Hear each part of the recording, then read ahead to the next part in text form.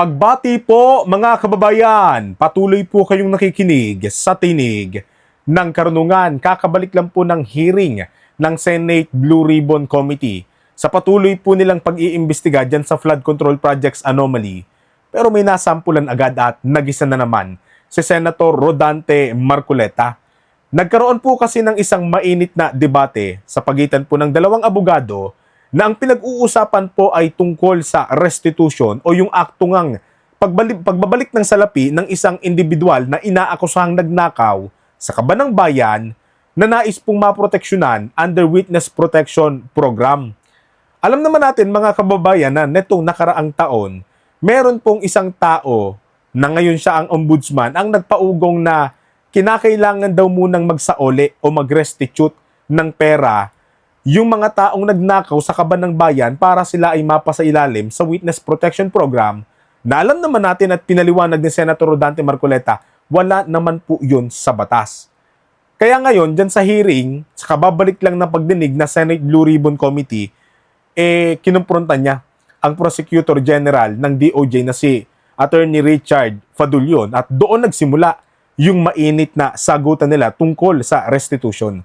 Mabuti pa po ay pakinggan at panoorin natin yung naging sagutan ng dalawa at itignan natin yung kanilang mga punto tungkol po sa paksa na iyan. Makikita nyo po sa screen. Panoorin natin ang sabay-sabay. Ito po. Yan. I am happy that the chairman already encouraged the DOJ na kunin nyo na yung nakadetain sa Senate. Marami pa raw kaming nakadetain dito para lumugluwag yung aming Yung mga na-contempt sa Senate. detention area. Yung may tawag natin, boss. Senate Airbnb ata ang tawag natin doon. O, Naging para Airbnb lumugluwag na. naman yun. Naging Sabi ng staycation DOJ, na place na. No? Opo, kukunin namin. Talaga, kukunin nyo.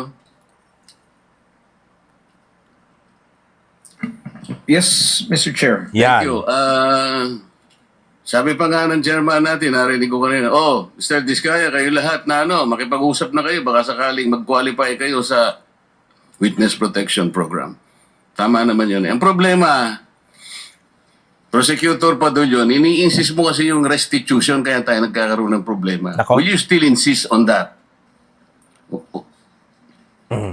Sir, we never mentioned that restitution is a condition. Paulit-ulit po namin sinasabi yon, Mr. Chair, na hindi po siya kondisyon para ang isang tao ay matanggap o makonsidera bilang isang witness under the Witness Protection Tapos na Program. tayo dyan. Tapos na tayo dyan. Kaya nga po, sinasagot ko po kayo na hindi ko po namin sinasabi. Wala po kami sinasabi na restitution is a condition. So I'm not insisting on it, sir. Hindi mo sinasabi ngayon, but when you were talking about a memorandum, yun ang sinasabi mo, there, pwede naming ilagay Nako yung po. restitution because it is a matter of good public policy. Ano naman klaseng, kaya nga nahihirapan sila eh. Yung Diskaya, to my mind, were the first to apply under the Witness Protection Program. Ang problema, ang sabi ng then Secretary of Justice ng Yan. Ombudsman, ay hindi naman basta-basta ganun. Kinakailangan isaulin ninyo yung ininakaw ni. Yan. Yan yung nagiging problema ngayon ng DOJ. Partikular ni Prosecutor General Fadulion. Yung dati po kasing secretary ng DOJ, Mr. Fadulion, which is ombudsman na ngayon na si Boying Remulla, dati po niyang sinabi nung nakaraan taon na yun ay kondisyon na kailangan daw magbalik muna ng pera yung mga nagnakaw sa kabanang bayan bago sila mapasailalim sa Witness Protection Program. Kung kayo man po ay hindi nagsasabing hindi nyo sinabi na kondisyon yun o requirement yun, pero yung dati pong secretary ng DOJ, yun po ang pinapalabas. Na ang isang tao, katulad ng mga diskaya, bago sila maproteksyonan under WPP, kailangan muna. Sa makatuwid, kondisyonal. Yung sinabing iyon ng dating secretary ng DOJ. Kaya nagkakaroon kayo ngayon ng problema dyan. Na yung pinagmulan nun, na ngayon ay ombudsman, na dating ang secretary, doon nagsimula, doon bumangon yung sistema ng pagre-restitute muna bago mapasailalim sa WPP na hanggang ngayon po, pinaninindiganan ninyo dyan sa DOJ. Bagaman hindi nyo sabihin na yun ay kondisyon. Bagaman hindi lumabas sa bibig ninyo letra por letra na kondisyon po yan. Bagaman walang ganon. Pero, sa parting pinaninindiganan ninyo, yung naging statement ng nooy secretary ng DOJ, di anong pinagkaiba nun? Ipinapatupad nyo pa rin sa sistema ninyo yung bumangon na ganong gawain. Anong pinagkaiba ngayon nun? Kung kailangan pa rin mag-restitute bago mapa sa ilalim sa Witness Protection Program, di po ba? Yun yung punto dito ni Senator Marcoleta na siguro hindi magets ni Attorney Fadulyon. Tuloy po natin. Ang problema po doon, kung wala namang wala namang korte pa pong nagsasabi kung talagang sila ay nagnakaw o nakapagnakaw, Ayun. sino pong magkukwenta nun? Tapos ano yung in-explain ninyo under a certain paragraph of the law, merong memorandum na kung saan magkukomply sila doon, doon yung pinipilit yung restitution. And I think some of the potential witnesses that can be processed under that program, nagsipagbigay na ng kung ano-ano eh. Is that the truth? Only those who have been admitted into the program actually returned or made the restitution, sir. Why did they do that? They did that because it was their own initiative, or you required them to do that? It was an agreement between the Department of Justice through the Secretary of Justice, sir. Agreement, kasi nga, meron nagpahayag eh. Ipinahayag ng dating sekretary ng DOJ na si Boying na kailangan muna nilang magbalik. Pero kung wala namang ganong statement, hindi naman magre-restitute yung mga yan eh. Sapagkat ang restitution ay pagkatapos nga ng investigasyon, kagaya ng punto ni Senator Marcoleta. Meron na bang korte na nagsabing talagang nagnakaw sila? Sila ba ay napatunayang guilty na? Sabihin na natin, wala pang korte ang nagsasabing ganon. Pero nagsaoli na, kagaya po ng dating engineer ng DPWH na si Henry Alcantara, na nagkaroon po ng balita na siya ay nag-restitute ng 110 million pesos. Paano ngayon natin matitiyak na ganung kalaking halaga lang yung dapat i-restitute ni Alcantara?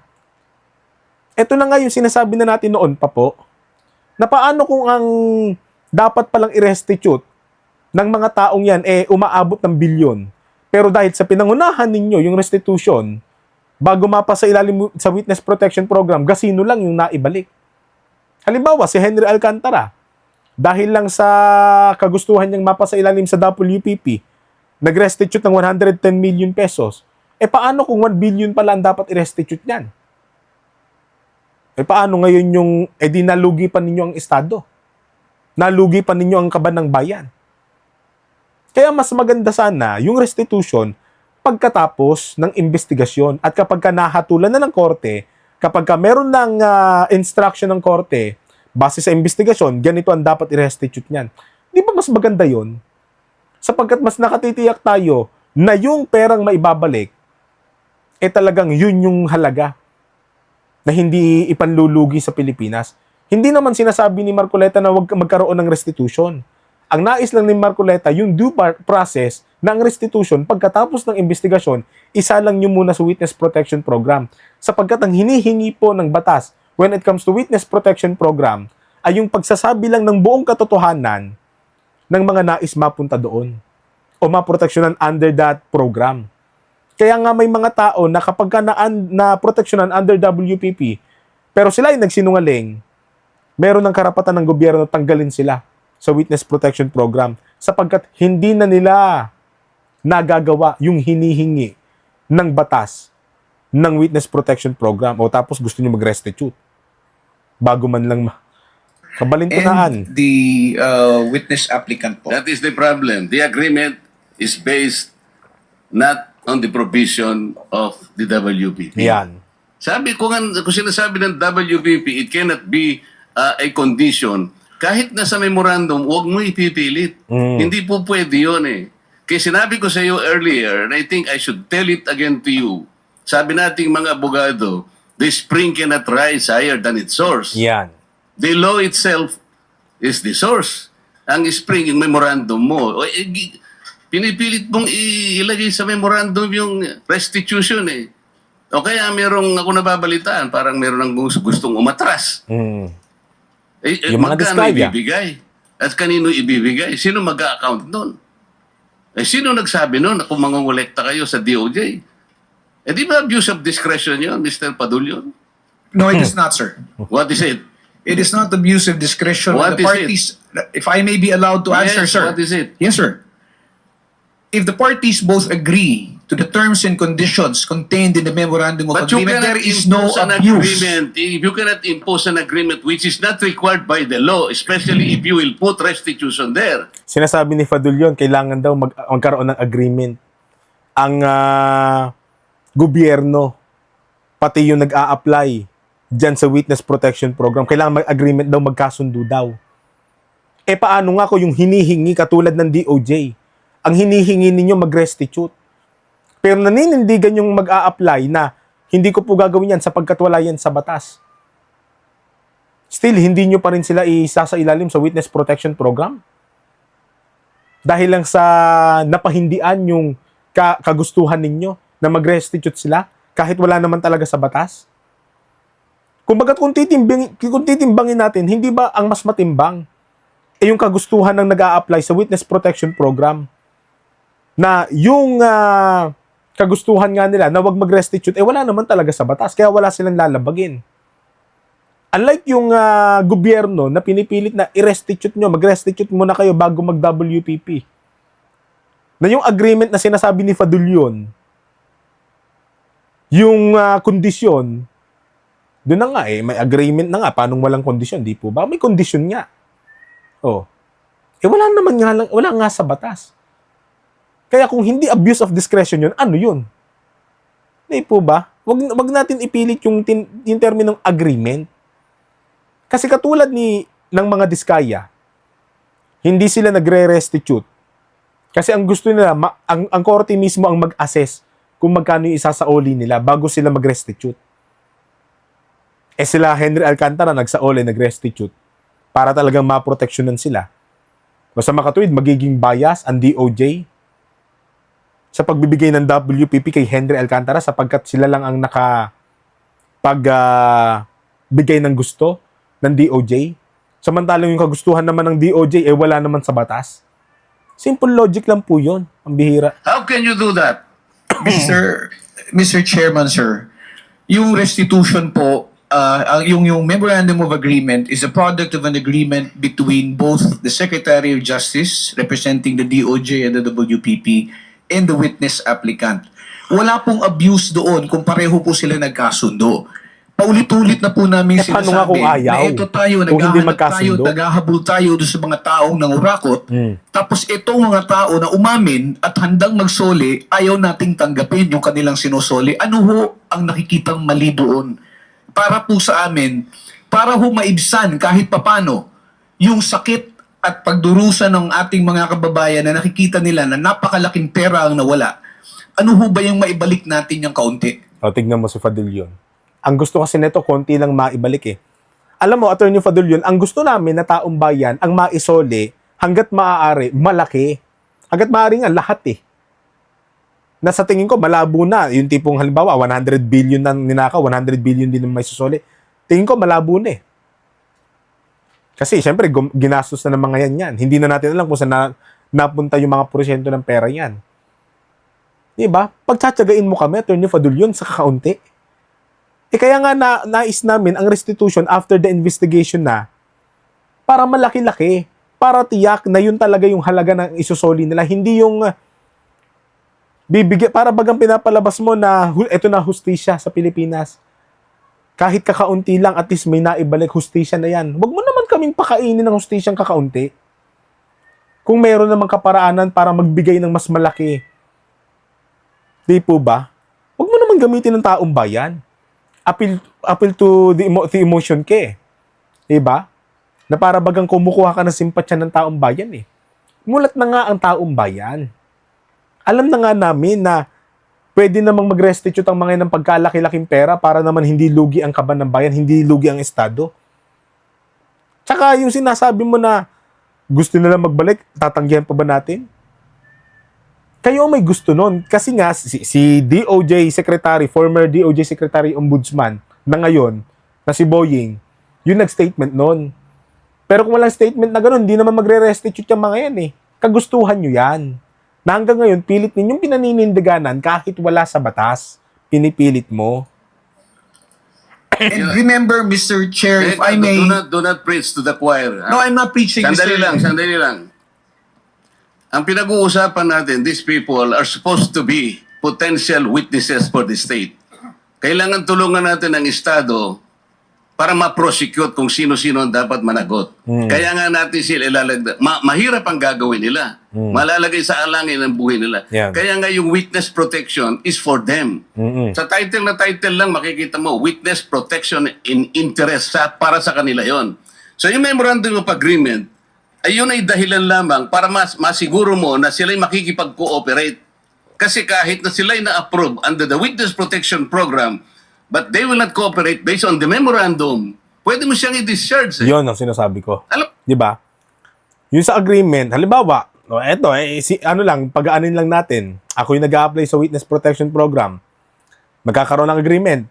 Sasabihin ko ngayon sa DOJ, gusto ko ang pagkain ko araw-araw may Jollibee.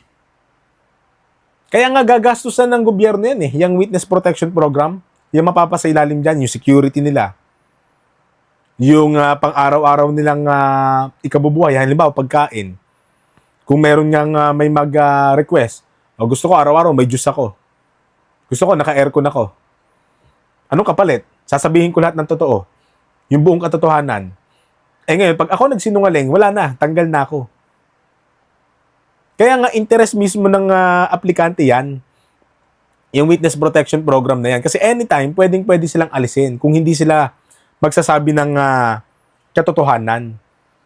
Aayaw pa ba naman sila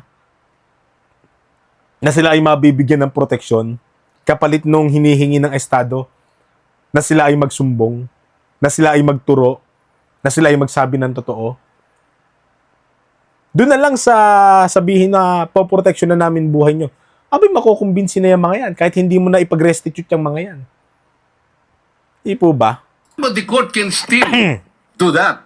At saka yung final approval ng witness, state witness, nasa court yun eh. Yun. Huwag mong kukunin yun eh. Kaso, isinasama ninyo yung restitution. That is the problem. And I will object to that. Palaging mali yun eh. Paano yung kay Diskaya? Yan. Pinipilit ninyo na mag-restitute. Sabi niya, ewan ko kung pinag-usapan ninyo. What did they tell you, Mr. Diskaya? Your Honor, kung magkano pang i-restitute po muna namin. Oh, ano sabi nila? Magkano daw? Ako po, hindi ko po masabi kung magkano po. Kasi para sa akin po, parang kami po ang nanakawan. Parang po. ibig sabihin, parang modern day na pagnanakaw. Ibig sabihin, yung nakaw ba? Siya pa ang magbibigay ng pera dun sa ninakawan niya. Parang ganun po. Sabi niya kanina, it's the agreement between the applicant and the DOJ. Did you agree that you restitute any money to the DOJ? Wala po kang maibibigay po. At saka... Oh, yun na nga. Because wala kang maibigay, hindi kanya ipoprocess under the Witness Protection Oh, diba? Program. Is that not correct? hindi ko po alam, Your Honor, kung... Mr. Chair, paano to? Ito si Mr. Diskaya, he was the first, tsaka yung asawa niya who applied under the WPP. The problem is, ang sabi ng dating DOJ Secretary, hindi, kinakailangan isoli muna yung mga pinagnanakaw. Hindi po pwedeng ganun-ganun lang. So, paano ngayon siya mapuprocess if that was dangled? Paano siya mapuprocess to begin with? May I be allowed to respond now, Mr. Chair? PG. Thank you, sir. Sir, Mr. Chair, una, sabihin ko lamang po na kasinungalingan po yung sinasabi ni Mr. Diskaya na agad-agad silang sinabihan na magsoli ka.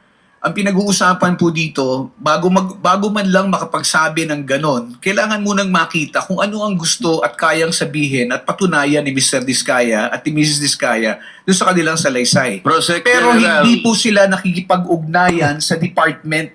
Kaya hindi po sila mabigyan ng kaukulang proteksyon at hindi po ma-process yung kanilang application. So yung sinasabi po ni Mr. Diskaya, from the hearing of November 14 in the Senate Blue Ribbon Committee, there was never a chance or an opportunity that Mr. Diskaya and or counsel even approach the department despite the proddings of the chairman. Mr. Ano ba yung title mo? Mr. Prosecutor, Mr. PG na lang. Mr. PG, nung ako yung chairman pa dito, sila yung unang nag-apply. Yan. So, dahil kailangan nila ng protection, it was incumbent upon the chairman na sumulat sa Senate President to endorse yung kanilang application. That was the provision of law kasi. But even before they can do that, actually kasi nung sinasabi ko yon nung hearing, di ko naman alam mapapalitan na pala kami. Alam mo na yon, di ba? Yung araw din na yon, nag-press con na si Secretary of Justice. Yan. Narinig ko eh. Sabi niya, hindi po pwedeng ganon. I cannot apply. 'Di ba? Yun yung nangyari, yung pangyayari ng nakaraang taon eh. Nais mag-apply ng mga diskaya sa Witness Protection Program kapalit ng pagsasabi nila ng buong katotohanan. Abay, ilang oras lang o kinabukasan lang. Yung Secretary of Justice na si Boying pa noon, abay sabi, kailangan mag-restitute sila. O edi, nabigyan niya ng kondisyon. Di po ba? Hindi pwedeng basta-basta ganon na lang.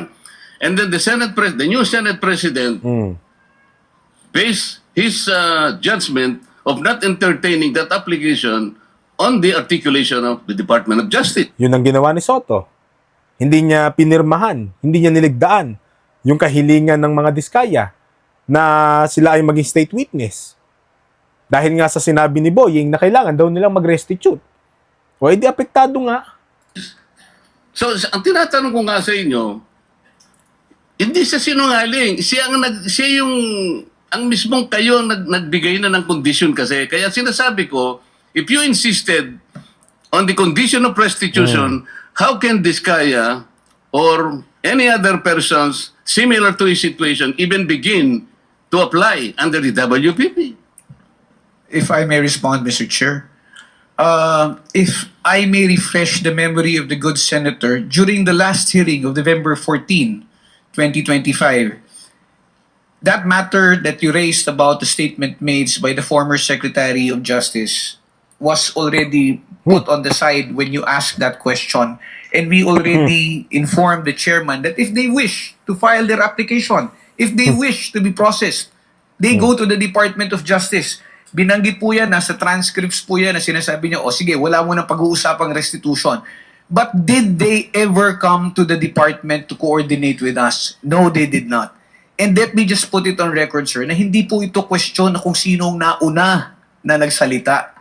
Hindi po ito question kung sino yung naunang nagbanggit ng napakaraming pangalan kung hindi rin naman nila kayang suportahan ng ebidensya at wala rin naman silang mabibigay na magpuprove o magpapatunay doon sa kanilang mga sinasabi. Yan Ang dami ng corroborative evidences, hindi nyo lang pinapansin. Hindi nyo nga inimbestigahan eh. Yung 17 ata, o kung di ako nagkakamali, 17, 18 na mga congressman na pinangalanan ng mga diskaya. Wala kaming nabalitaan na nagpatawag kayo, na kinausap nyo yung mga yan. Oh. Tapos kalaunan, may lalabas na video ni Zaldico na sumusuporta doon sa affidavit ng mga diskaya. May Orly Guteza pang lumitaw na talagang magkakatugma ang affidavit nila ng mga diskaya pati ni Guteza.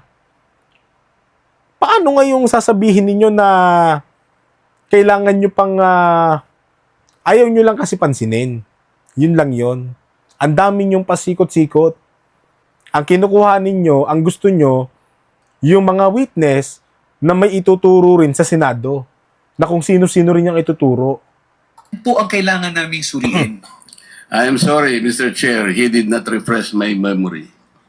Pinupulyot mo yung memory ko eh. Hindi siya nagpunta rito na sabihin niya na, okay, pumunta ka sa DOJ, huwag na muna natin pag-usapan ng restitution. Walang ganon. Nagpunta nga siya rito dito si DOJ Secretary din eh. O sabi ko, Boying, okay na ba yun? Papupunta. Yun ang nangyari nun. O di wala nang ano ha? Wala nang restitution ha? Basta papuntahin mo silang mag-asawa doon. Hindi ba nagpunta ka, Mr. Diskaya? Yung kinabukasan nung magkita kayo rito? Mr. Diskaya, you may respond, but unfortunately, your time is up. Your Honor, nung ano po, Your Honor, hindi po kami... yes po, Your Honor. Yeah, Sige. proceed. Kasi tapos na yung time ni Oh. Senator Marcoleta. Yes po, Your Honor. Opo. Hindi nga, ipaliwanag mo. Bali po, Your Honor, kasi po di pa po nagsalita po yung misis ko na Hindi nga, ganito, wala na akong time eh. Pinapunta ka niya ron, kasi nandito nag-uusap kayo eh. O, kayong dalawang mag-asawa, punta kayo ron ng alas 9. Pumunta kayo, sinabi ba niya wala ng restitution? Noong una po, wala pong sinabing may restitution, pero nung sumunod po, yung panghuli po naming usapan po is may restitution, magkano daw po ang i-restitute namin. O, di ba? Ang gulo eh.